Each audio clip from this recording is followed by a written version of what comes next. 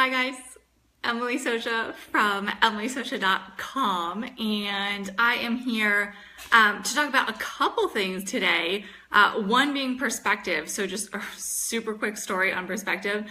My hair is short for the first time in a while, and when it was really long, I swear that it had stopped growing, like because I wanted it even longer. Then I cut it short, like really short, even shorter than it is right now. And I swear it was growing rapidly, like 2 inches every day, just because I didn't want it to be long. And now I want it to be long again because I want to be able to put it up on top of my head. And now it feels like it stopped growing. Pretty certain my hair has been growing at the same rate the whole entire time, but I have wanted different things at various points in time. And so my perception of my hair has been different during all 3 periods of time. So totally unrelated to what I wanted to talk about, but I notice my hair every time I go to get on live stream. And so now, and I just thought I would talk about it real quick. Okay, so what I do want to talk about is yoga, because I was having a conversation with my sister the other day. So I obviously shared the videos with her, the yoga videos that I put out, and she said to me, she was like, "Oh, wow, that's so cool. Like, I like your teaching style. I didn't know that you taught like that." And it occurred to me that if she didn't know how I teach, then you guys probably don't know how I teach either, because she's certainly someone that I spend a significant portion of my life with. So what I decided to do was make the second video, which was my favorite one, public on my YouTube page. So I will, after I'm done with this live stream, I will come in and I will drop the link, and it will be totally public. So if you want to do a fun, moderately challenging 45 or so minute flow, like a vinyasa flow yoga session or routine, check out that link and let me know what you think, because that is my goal, is to be able to do more of those. And so I would love to hear feedback, and just let me know your thoughts. So I'll drop the link in afterwards. My second announcement is that I have been loving doing these live videos, like a lot. And in fact, I get ideas all throughout the week, and I want to be able to come on much more frequently, but I don't necessarily want to blow up my personal page or my business page with like all these videos and whatnot. So I am going to create a group. I talked about it last week on the video that I was thinking about it, and I marinated on it, and I definitely want to create it. So it's going to be called The Purpose Project, and it's really going to be a hub for all things health and fitness and wellness, but not just the physical aspect. So food and exercise and yoga are super important, but I also want it to be a space where I do videos just like this. Hi ladies. So I want it to be a space where I do videos just like this, because a lot of what my business is founded in is the fact that being healthy is not just what you're putting into your mouth or what you're physically doing with your body, but it's also what is happening up in your brain. In fact, I would even argue that what's happening up in your brain is even more important than what is going on in your body with exercise or food. So group starting, I have hesitated in starting a group for a very long time. I just feel like things are kind of overdone. There's a bazillion Facebook groups, like literally, I think there might be like 1 million groups out there. And I just didn't want it to be another random space and have you join and have it just be like just nothingness. So needless to say, I'm super excited about this and really want to put my heart and soul into it and really make it like this cool, safe space where we can have some awesome dialogue, because I feel also maybe sometimes with these videos that maybe people aren't as apt to respond because I am talking about kind of sensitive things. And while I have gotten over my fear of sharing and telling you all about my life, I realize that other people maybe don't want to do that. But in a group space where you feel comfortable that everyone is kind of there for the same reason, that maybe people would be more apt to engage, which is my ultimate goal. I think having these kinds of conversations are not only awesome, but totally necessary. Yeah, exactly, Karen, right? Okay, so yoga video coming, I will drop the link, and group coming called The Purpose Project, which I am super excited about. I will drop the link in the comments below as well afterwards. Okay, so but what I really wanted to talk about, today's theme, which has been swirling around in my head, is fear, again. Fear and anxiety, really. And not only that, because I talked about that in a previous video, but what fear looks like. So for a large portion of my life, I spent living in fear, essentially. I was afraid of my own shadow. I didn't believe that I could do anything. I thought that I had to achieve everything before I could even be considered worthy or valuable, or even have someone recognize me.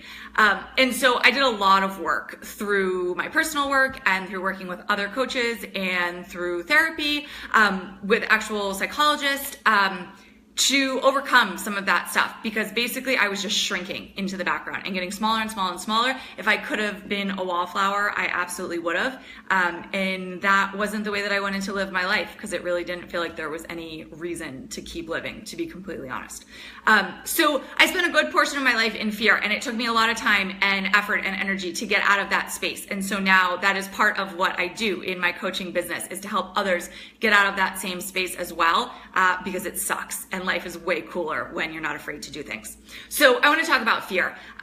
Basically, our ego, our brains really are wired to help protect us. If you believe in sort of the ancestral things, and that we were kind of roaming around with maybe other very large animals who could have eaten us or done something harmful to us, we had to be able to sense when fear was coming and when our lives were actually at risk. And so even though we have far evolved from that space, and if you believe it or if you don't believe it, we're not living in a world where lions or dinosaurs or anything of the sort are roaming around next to us. Yeah. So we still have this programming that was, in a time past. And so our ego, our wiring in our brain is always trying to protect us from new experiences or anything that even feels slightly outside of our comfort zone. And I have kind of a cool story. My sister is a nanny, and she gets to play with this adorable little baby girl every day. And the little girl is quite vocal. She's gaining her voice. She's almost 3 years old, and she's learning how to say no to things and all that. So it's really fascinating to watch her grow up. But her biggest thing now is she basically just says no to anything that she has not done or had or eaten or touched before. Do you want a grape? No. Well, have you had a grape? No. It's just no, because your brain is like, nope, I got no idea what that is, what that little round thing that you're offering me, even though it's a juicy, delicious strawberry or grape. I've never had it before, and so I'm gonna shut that shit down, right? And so basically, if we don't train ourselves to be accepting of new situations and scenarios, our adult brains continue to do the exact same thing. And this can come in the form, even if you feel like you're a pretty adventurous person, if you just get into the habit of life of doing the same thing, of going to work and going grocery shopping and watching TV and maybe going to the movies on the weekend or hanging out with friends, it's kind of the same thing. It feels different, but it's kind of the same thing over and over and over again.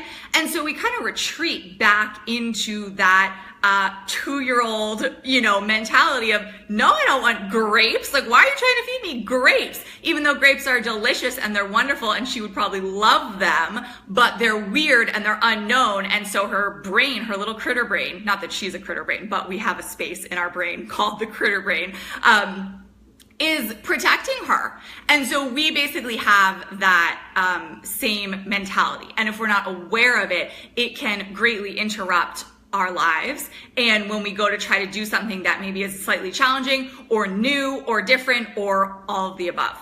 So I want to give examples of what fear and anxious thoughts can look like, because this was a huge realization for me, and one that took me a while to sort of figure out. So fear can show up in a couple of ways. It can be full on out, I don't want to do this. This is not something that I want to partake in or do. And it feels very butterflies in the stomach, or an actual pushing away, right?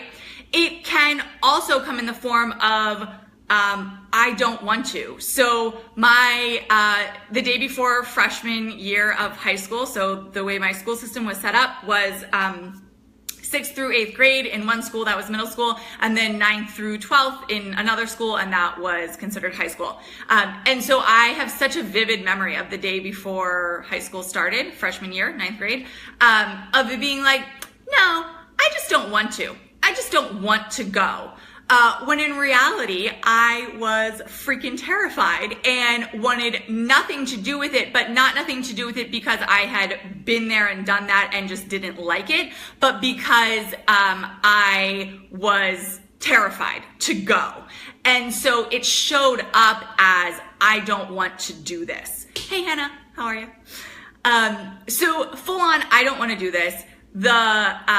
I can't do this. So the butterflies and the feeling maybe like you're going to throw up, or that you're just terrified and it just like tremors feel like all over your body.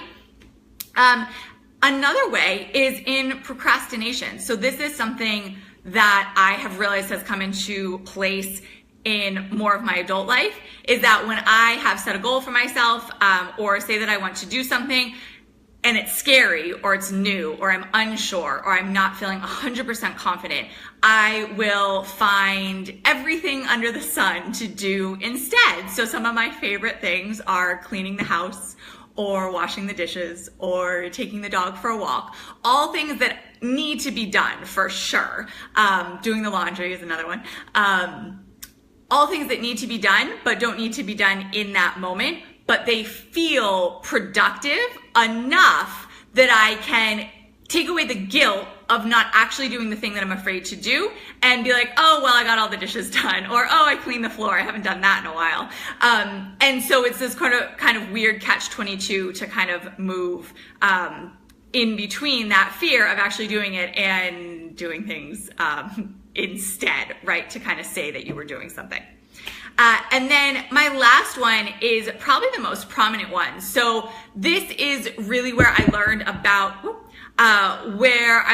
anxious thoughts. So I was really good girlfriends with two girls in kind of like post-high school, college years. And the three of us would hang out pretty frequently, usually the three of us all together.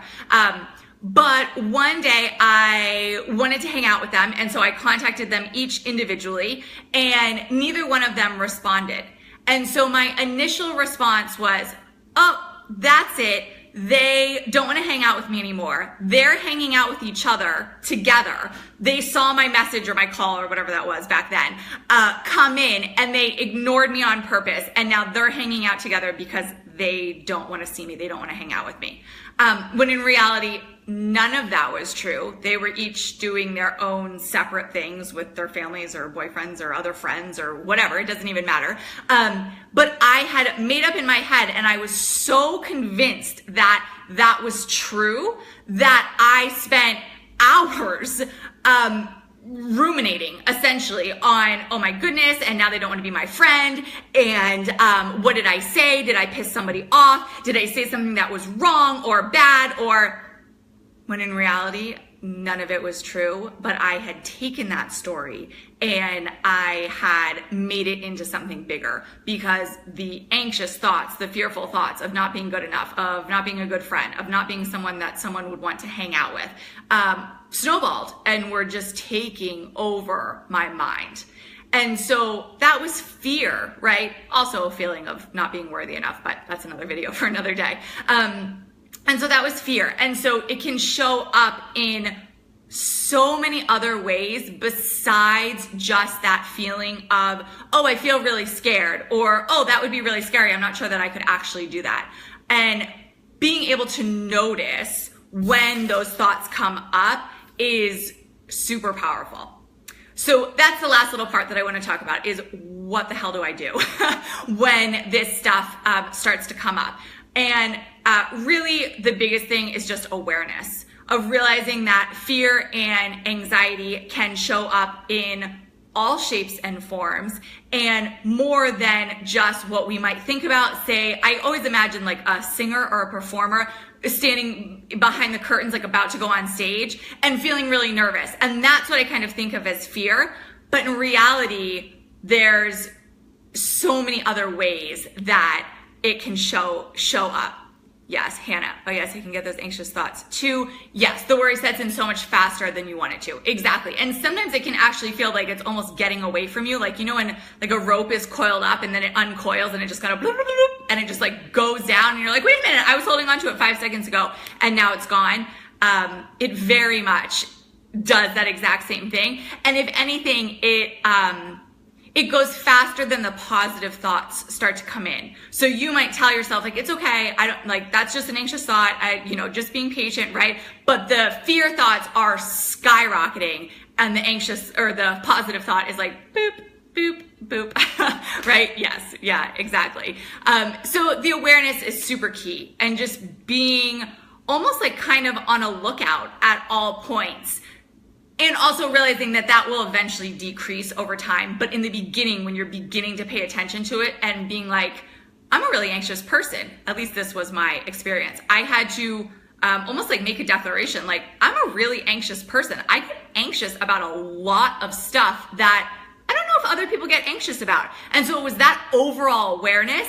And then it was starting to pay attention to when and where and what my triggers were. And then being able to backtrack. So realizing that it's there, realizing that the bigger the thing that you're doing, the slower you need to go. So obviously we can't be aware of everything or prepared for everything that's coming into our lives or our surroundings. But the more that you can just kind of be cautious of what's happening and like, oh, that's probably going to be an anxiety producing situation for me. And being able to prepare yourself, maybe with some breath work, maybe with some meditation, maybe with building up that strength of, I got this feeling before even going into it, is enormously powerful. Yes, yes, yes, yes. And then also celebrating small milestones along the way. So we tend to be a bigger is better type of society, and kind of go big or go home type of mentality with a lot of things. And so we think that if we haven't achieved some major milestone, like, I don't know, making some drastic life change, that we haven't really done anything. But the reality is, the bigger the thing, the bigger the change that you're about to make, the slower that you need to go. Not necessarily that you need to like move at a snail's pace, but just realizing that maybe taking it in steps is the best way to tackle it. And so realizing that like, hey, I didn't get anxious in that situation just then. That would have set me off before. And being like, yeah, all right, I'm making change. And celebrating those milestones along the way so that over time, your reality, like a trickle effect, it changes. And then you realize that you're not even being triggered by some of the things that were impacting you before. The last thing that I have, which is super fun because this can be really helpful and it's also really cool to imagine. So to visualize your new reality, yes, have to celebrate the wins along the way. Totally, totally, right? And to encourage your brain, really, that this is your new mentality, that the old way of behaving or being, it no longer works for you. It's no longer a negotiable. It is a non-negotiable, and it's something that you're not willing to have or tolerate in your life.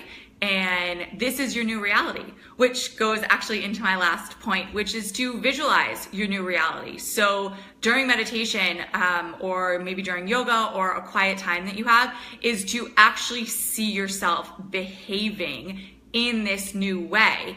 And then asking yourself as things come up, what would that person who I visualize, who I see doing all these amazing things, running her own business, running a marathon, going on vacation, owning a home, having a baby, whatever your things, your dreams might be, see yourself doing those things. And then when you come up to kind of a crossroads where you could go this way, where the fear is, or you could go that way, where the confident new version of yourself is, go there and embrace her and ask her what she would do, and then do that thing, because that's the only way that you're going to get into that space where you can then fully embody her. And then it's no longer about seeing her in the future because you are her, right?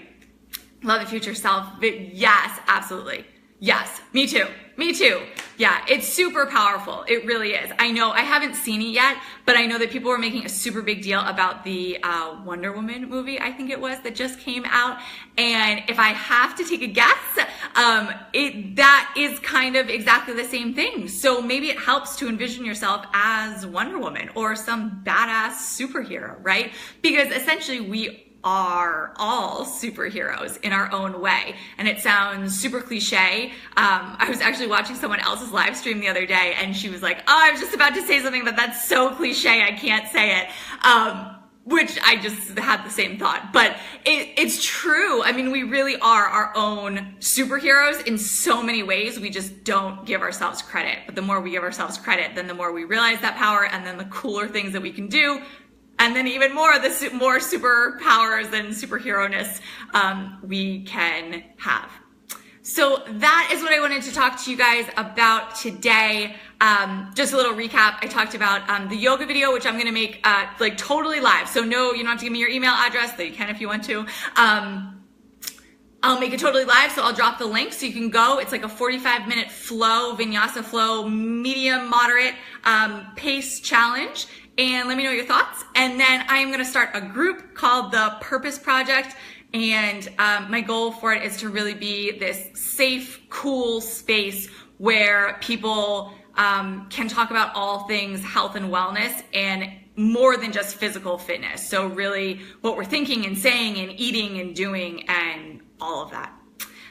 Yeah, so thanks so much. Hannah, thanks for being with me today. And yeah, drop any questions you have in the comments or PM me and we'll chat soon. But I'll drop the link for the group as well. And then I'll be doing more of these live streams in that group. Awesome. Okay, bye guys. Talk soon.